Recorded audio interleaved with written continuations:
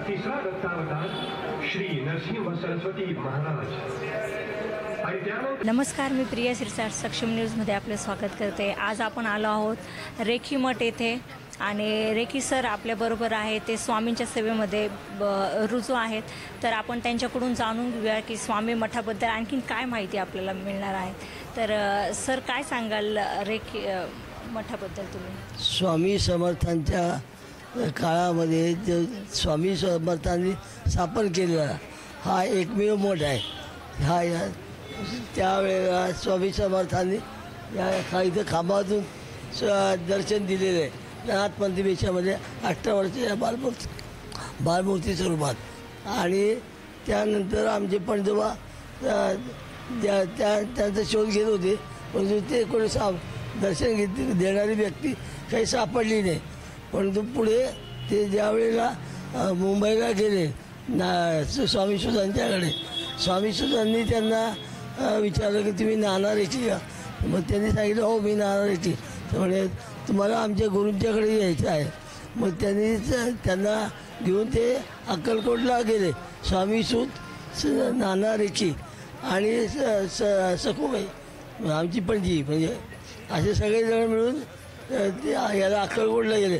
अक्कलकोटला परत इथे ज्यावेळेस नाथपंथी वेशामध्ये जे दर्शन दिलेलं आहे त्या वेशामध्ये परत तिथं दर्शन दिलं अक्कलकोटमध्ये। आणि परत सांगितलं की बा तुझ्याकडं भिक्षा घेऊन गेलो। नाथपंथी वेशामध्ये जे दर्शन दिलं ते मीच होतं। आणि मग त्यांनी सांगितलं नाना रेखी मेरी कुंडली बनव। स्वामींची कुंडली त्यांचा चेहरा पाहून आमच्या पणजोबांनी तयार केलेली आहे। आणि त्यानंतर कुंडली केल्यानंतर स्वामींनी म्हणाले तर तुला काय देऊ आमच्या पणजोबांना? तर त्यावेळेला त्यांनी सांगितलं काय मागितलं नाही। त्यामुळे हात पुढं कर म्हणे। हात मारला, आपल्या हातावर रेषा आहेत, त्यांच्या हातावर पादुका पडल्या होत्या मरेपर्यंत कायम। असंही काही नाही, मग उचलून गेले बा कलर बिलर असं काही वाढलं नव्हतं। शेवटपर्यंत त्यांच्या आयुष्या हातावर त्याच्या कुंडली पादुका होत्या। आणि मग पुढे इथं स्वामींनी तिथं अक्कलकोटमध्ये त्यांना सांगितलं की बा नगरमध्ये मेरा किल्ला हो बना। किल्ला म्हणजे मठ मंदिर काहीतरी, तर त्यांनी कबूल केलं। आणि त्यांच्या पाठोपाठ ते नगरला आले। नगरला आल्यावर त्यांच्या पाठोपाठ त्यांच्याबरोबर एक हे होते काय त्यांना म्हणतात हां ते भट म्हणून ब्राह्मण होते। त्यांच्याजवळ स्वामींनी स्वतः पायातले जोडे काढून दिले आणि सांगितलं ते नगरमध्ये लेके जाऊ। मग त्यांनी ते नगरमध्ये आणल्या आणि त्यांच्या इथं त्यांच्या आमच्या पणजोबांच्या ताब्यात दिल्या। पणजोबांच्या ताब्यात दिल्या, स्वामींनी दिल्यात म्हणून सांगितलं आणि रात्री मुक्काम केला। सकाळी त्यांच्या अंगावरचं कोड पूर्णपणे नाहीसं झालं आणि मग इथं सेवा सुरू झाली। आता 165 वर्ष झाले मठ स्वामींचा मठ म्हणून, आणि 200 वर्ष झाले लक्ष्मीनारायणच्या मूर्ती आहेत इथं या त्या 200 वर्षापूर्वीच्या आहेत आणि 165 वर्ष स्वामींचं मठ म्हणून झालेलं आहे। तर त्यावेळेला ब्राह्मण समाजाने आम्हाला त्रास द्यायला सुरुवात केली की बा हा चांबडीची पूजा करतो म्हणजे हा चांबार झाला, ब्राह्मण राहिला नाही। मग ते काय त्यांना काय माहिती, हातावर हात मारणारा, फक्त हातावर जाळी दिली टाळी दिली तर हातावर विष्णुपद देणारा, त्याला विष्णुपद म्हणतात हातावर। मग ते देणारा आमचे पंजोबा होते। तर मग त्यामुळं त्यांनी त्यांच्या लोकांच्या याला काही भीक घातली नाही। मग पुढे लोकांनी आम्ही वाळीत टाकलं। त्या काळात वाळीत टाकलं म्हणजे समाजाने आमच्यावर बहिष्कार घातला। आम्हाला कोणत्याही प्रकारच्या सगळ्या अडचणी निर्माण करण्याचा प्रयत्न केला। त्यांना स्वतःला शारीरिक मानसिक आर्थिक काही अडचणी नव्हत्या, पण साधं पक्षाला ब्राह्मण येईना म्हणून मग त्यांनी स्वामी सुतांना हे कळवलं किंवा या लोकांनी माझ्यावर अशी हे केलेलं आहे.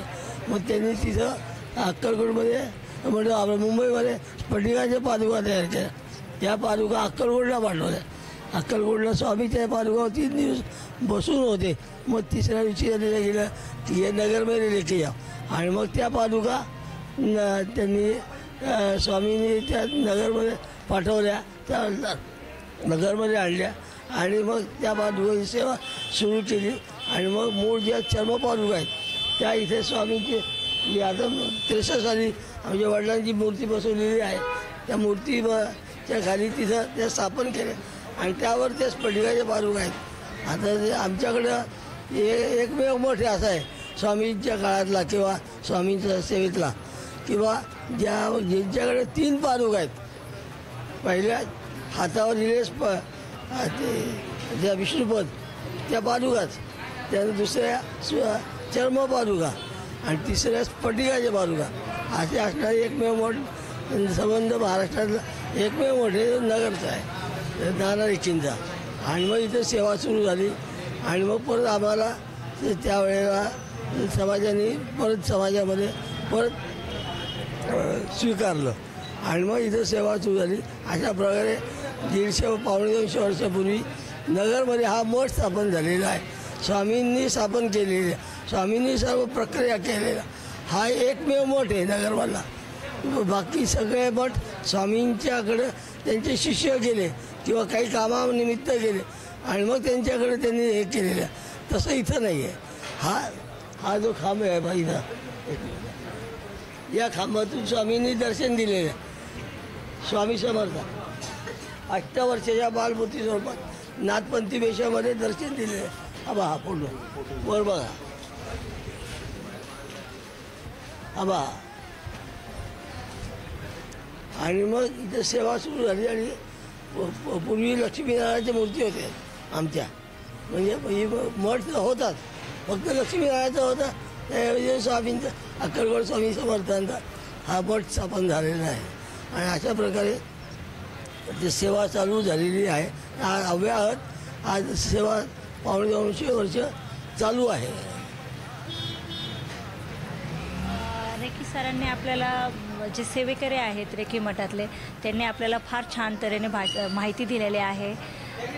सक्षम न्यूज 24 अहमदनगर. हां येत आहे. तुम्ही माहिती द्या. चालेल.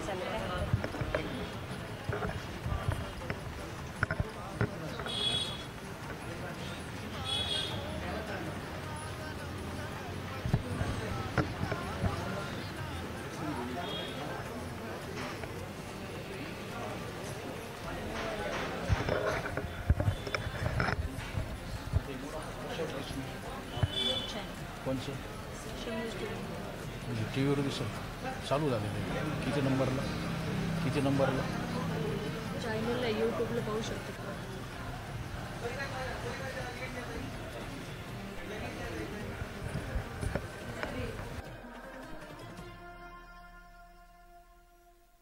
आपल्याबरोबर आहेत रेखीमठमधले योगेश रेखी. ते आत्ता स्वामी सेवेमध्ये रुजू आहेत आत्ता. तर त्यांना आपण विचारणार आहोत. तर काय सांगाल स्वामी प्रगट दिना? सर्वांना स्वामी प्रगट दिनाच्या खूप खूप शुभेच्छा. आपण किती वर्षापासून स्वामी सेवेत रुजू आहात? मी जवळजवळ 5 वर्ष झाली. काका आणि बाबा पहिले बघत होते, तर त्यांनी ते म्हणे की आता तू बघ, सगळं तूच बघ आणि स्वामी सेवा तूच कर. 5 वर्षापासून आहे. तर किती वर्षापासून आहे? तर काय माहिती द्याल रेखी मठाबद्दल? हा मठ जवळजवळ 150 वर्षापासून पण आहे. आमचे आजोबा खापर पंजोबा म्हणजे त्यांनी हा मठ स्थापन केला. त्यांना स्वामींच्या आदेशाने मठ स्थापन झाला. स्वामींची कुंडली काढली, स्वामींची जी कुंडली काढली ती आमच्या नानांनी म्हणजे नानाजी रेखी म्हणजे माझे खापर पंजोबा यांनी काढली. सर सध्या पूजा कोण पाहतो? सध्या पूजा मीच करतो. सकाळची पूजा, संध्याकाळची आरती सगळं आपण पाहतोच आहे. एक स्वामीमय वातावरण आपण भक्तगणांमध्ये पाहतोय आणि फार गर्दी जमलेली आहे स्वामी भक्तांची इथे.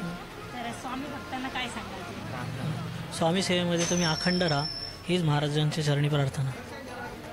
नक्कीच सर, खूप छान माहिती दिली. शब्द अपरे पडतात पण हा रेखे मठाची महती अशी आहे की नानाजी रेखे यांनी महाराजांची पत्रिका बनवली. ती पत्रिका घेऊन नानाजी रेखे स्वामी सुतांच्या मार्फत त्यांची भेट घडली आणि या मठाची महती तरी भरपूर लोकांना समजली. हा मठ कमीत कमी 200 वर्षापूर्वीचा आहे. इथं महाराजांच्या चैतन्य रूपात पादुका आहेत.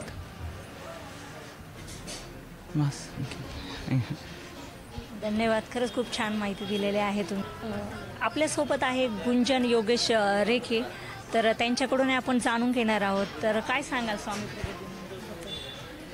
खरं सांगायचं तर माझं आत्ताच 2 महिन्यापूर्वी लग्न झालं आणि 2 महिन्यापासून मी स्वामी सेवेमध्ये आहे.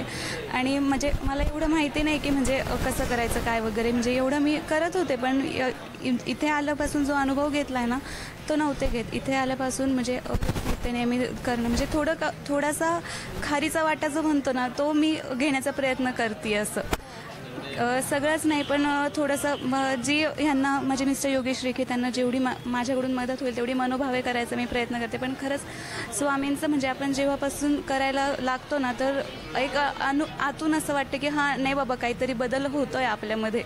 ते जो करतो त्यालाच ते कळतं. असं हे रोज देवाची आरती वगैरे, गुरुवारची आमच्याकडे आरती खूप सुंदर असते. मला हे विचारायचं वहिनी, काय अशी काय अनुभव सांगताल तुम्ही स्वामींची किंवा प्रचिती वगैरे, काय तुम्ही तुमचा एखादा अनुभव असेल तर? खरं सांगायचं तर अनुभव आलेला आहे मला, पण तो शेअर नाही करायचा आहे. म्हणजे मी माझं लग्नसुद्धा अचानकच जमलं. मी आले होते एक्झाम द्यायला आणि स्वामींनी मला इथे बोलवून घेतलं आणि माझं म्हणजे पहिल्यांदाच नगरला आले होते आणि लगेच लग्न जमवूनच घरी गेले. आपल्याबरोबर काही स्वामी सेवेकरी आहेत, तर त्यांची काय प्रचिती आहे, त्यांचे अनुभव आहेत, तर ते आपल्याला सांगतील. तर आपण त्यांच्याबरोबर बोलतोय. काय सांगाल तुम्ही स्वामीबद्दलची जी प्रचिती किंवा अनुभव आहे? एक 5-6 वर्षापूर्वी आम्हाला असे प्रसंग आले की ज्याच्यातून म्हणजे माझं जगणंच मुश्किल होतं. पण जसे मी स्वामींचे पाय धरले, मी त्या प्रसंगातून निघाले. त्यानंतर मग स्वामींचे मंदिरात जाऊन आरत्या अटेंड केली. तसं तसं माझं सगळं संकटांचं निरसन होत गेलं. आणि मग त्यातूनच आम्ही असं विचार केला की एक स्वामी अनुष्ठान ग्रुप तयार केला आम्ही, जेणेकरून जे गल्ली तळ्यागाळातले जे असतात सेवेकरी, ज्यांना मठात मंदिरात जाणं शक्य होत नाही, तर त्यासाठी आम्ही स्वामींचा एक स्तवन ग्रुप सुरू केले. त्याच्यामार्फत बरेचसे सेवेकरींना त्याचा लाभ मिळतो, सेवा करायची संधी मिळते आणि त्याच्यातून त्यांच्या संकटांचं निरसन होतं. आणि प्रत्येकाच्या घरी स्वामींचे अनुष्ठान घेतल्यामुळे त्यांच्या प्रत्येक गोष्टींचं संकटाचं निरसन होऊन ते त्यांना प्रचिती भरपूर आलेली सगळ्यांना. नक्कीच आपण दुसऱ्या ताईंकडे पण जाणार आहोत आणि त्यांनाही विचारणार आहोत. तर तुमचा काय अनुभव तुम्ही सांगा? घरगुती अडचणी होत्या त्या कमी झाल्या स्वामींची सेवा करता करता. हा अनुभव आलेला आहे. आणि आता अनुष्ठानमध्ये आम्ही बसतोय दर गुरुवारी. आमचं स्तवन वगैरे सगळं चालू आहे तिथे.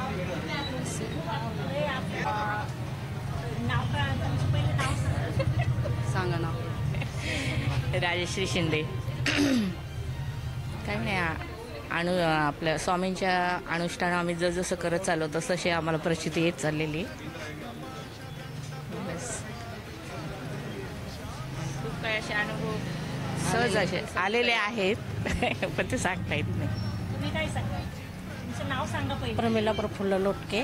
काय सांगा? कारण अनुभव असा आला की जे स्वामी स्तवन चालू केलं आम्ही, तर जे असे काही नाव ठेवतात आणि येतात पण आणि बाजूला पण जातात. आणि ते एवढं स्तवन करून सुद्धा ते बाजूला गेले. परत आता एवढे अनुभव आहेत की माझे सगळे जे आजार असतात ना ते हे होतात, म्हणजे दुखत नाही, काही नाही, असे पाय वगैरे असं. नक्कीच आपण स्वामी सेवेकरी जे आहे त्यांच्याकडून त्यांचा काय अनुभव आहे ते आपण जाणून घेतलेला आहे. आपल्याबरोबर अजित रेखे आहेत. तर सर काय सांगाल? या मठाची माहिती म्हणजे हा मठ 200 वर्ष जुना आहे. मग स्वामी महाराज हयात असतानाचा हा मठ आहे.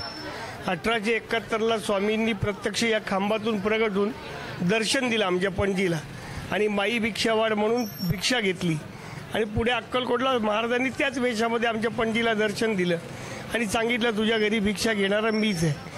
आणि आमच्या पंजोबांना पिंगळा पक्षाची भाषा येत होती. ज्यावेळेला ब्रह्मदेवानी सेन, काक आणि पिंगला हे 3 पक्षी निर्माण केले आणि पिंगळ्याला भूभविष्य शिकवलं. म्हणजे जो जीव पृथ्वीवरती जन्माला येईल त्याचं भविष्य पिंगळा पक्षी सांगू शकतो. फक्त ते भविष्य त्यांना येत होतं, त्यांच्याजवळ पिंगळा पक्षी होता. म्हणून त्यांनी महाराजांची कुंडली केली. महाराजांचे जन्म शक्यते 1071 म्हणजे 1149 आहे. म्हणजे दत्त संप्रदायामध्ये पहिला अवतारी पुरुष हा अक्कलकोट स्वामी आहे. परंतु ते अदृश्य स्वरूपात राहिल्यामुळे आणि भारत भ्रमण केल्या खंड प्राय देशामध्ये फिरत राहिल्यामुळे महाराज कोणाला माहीत नव्हते.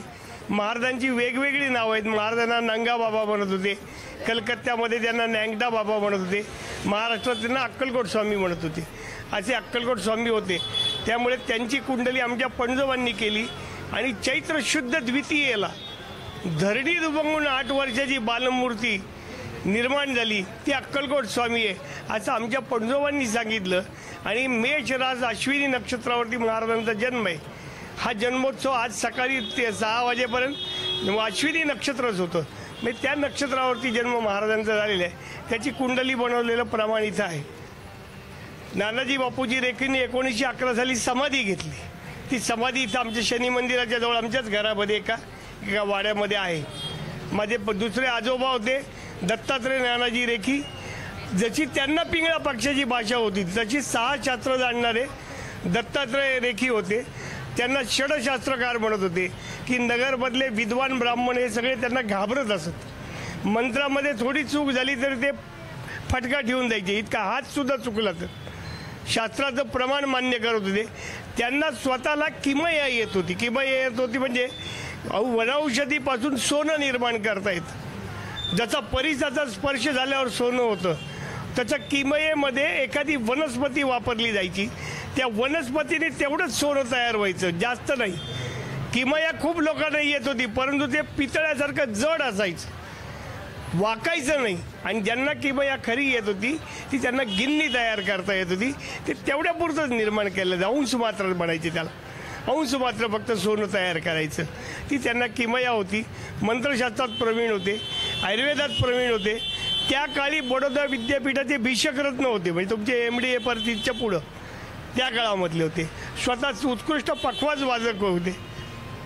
त्यामुळे त्यांच्यानंतर आमच्या वडिलांनी हे पाहिलं. कृष्णाजी दत्तात्रय रेखी तेही 90 वर्षाचे होते. संपूर्ण रेखींचा वंश हा 90 वर्षाचा आहे. 90 वर्षापर्यंत 92 वर्षापर्यंत आहे. त्यांनी ही संपूर्ण आमच्या वडिलांनी ही परंपरा टिकून ठेवली. स्वतः नोकरी न करता फक्त स्वामी सेवा केली. म्हणून आज हे वैभव आहे. हे सगळं चित्ररूपाने आहे.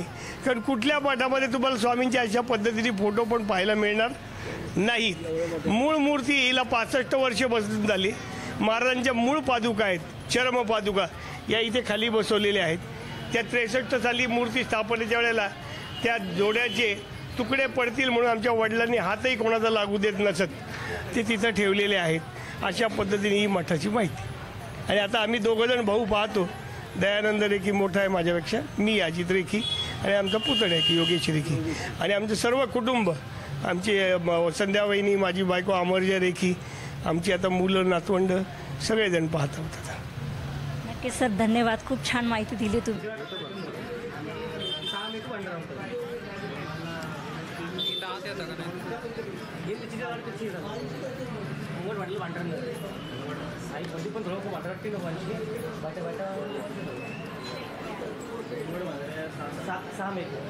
लवकर